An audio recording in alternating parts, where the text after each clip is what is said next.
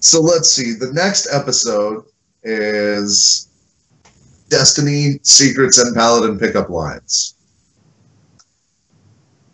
Yes. Yes.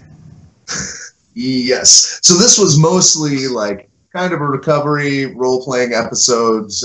You guys were checking out your loot. Like you guys had to go through bureaucracy to cash in your loot. Because the Delta Confederacy has the bureaucracy at every step of every level. Every step. Yep.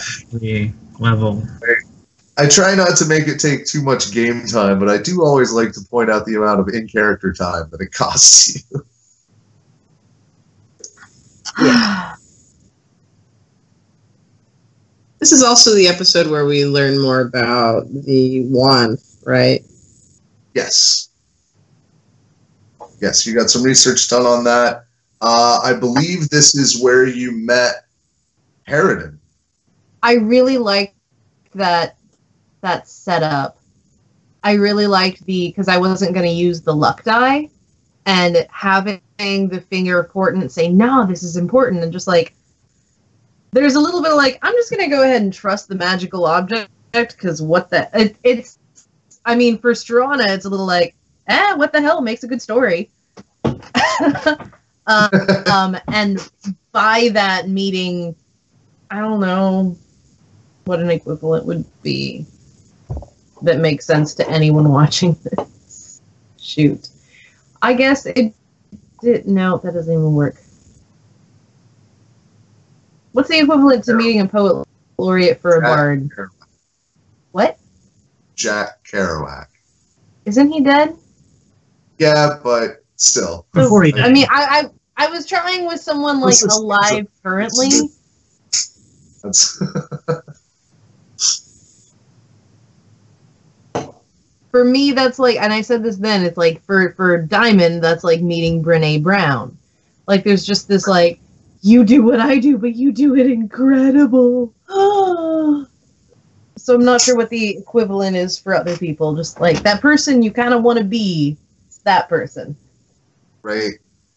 And like, I had already decided that, like, when that character gets interjected, it's going to be at some kind of performance, and the relationship is going to be based heavily on how that performance goes. So, and I didn't know it was going to come up at 20. I didn't know you were going to have the finger of portent when that happened. I didn't know that, like, anything of that would happen, but because it did, there was this really interesting, like, path of discovery with this NPC that has been fun to play out. Let's see. Oh,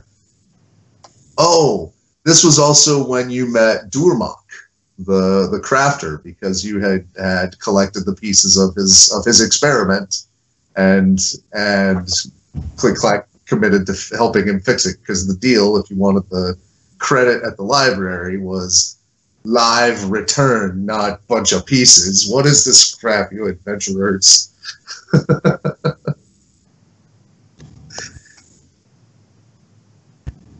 Yeah, I think if CliqClaq were more normal, he would have had the same kind of, like, fanboy reaction. But it was more just like, there's things in your brain I want to put in my brain. Let me help you with that, and look over your shoulder while we fix it, because I can download stuff for my uses. And this character was intended to be a character for you to click with, who is equally socially awkward. I think in my character creation notes for him, like, my very broad NPC sketch was he loves machines, tolerates people. Yeah. It was a good match. It was like, we're gonna build stuff and not talk. Great. Right. Which is great character development. Not exactly riveting play. Like, oh, right. But that's why it was a montage session. You know. You can only play awkward silence for so long. Right. And this was our kind of downtime montage before there were developed downtime rules. There was a little bit in the DMG about what to do on downtime. It gave me some guidelines for how to make the rolls and things. But for the most part, we were just winging it, and it was fun. We didn't have any combat plan for the session. There was no real internal conflict. You remind me what the Paladin pickup lines was about. I'm struggling to remember. You were going out to cruise, basically, and it was like library, right? It was near the library district. In the library district. Yeah, I don't remember. But I was writing you pickup lines. That's right. I think we might even have rolled for it. I'm not sure now. Yeah. Roll to Wingman. Which is funny because later when we got the downtime rules, Stan caroused himself up a woman. It's that is true. I don't remember. I don't think we got any complications, did we, for that? In this one, that was what I meant the other one, but we're not actually talking about that one, so it's not. No complication on this one. The complications on this one, I believe, this was when you met the assassin and went to the bastion to talk to the guards. This was when you had your little assassin stalker. Yeah. I just want you to know that I could have killed you, but I didn't kill you. And so when I approach you, don't think I'm there to kill you. Also found out that the creature we'd fought in the Pirates Cove was related to Boronor in the north, and also related to, I think, 13 that they had got. Something happened to from their side.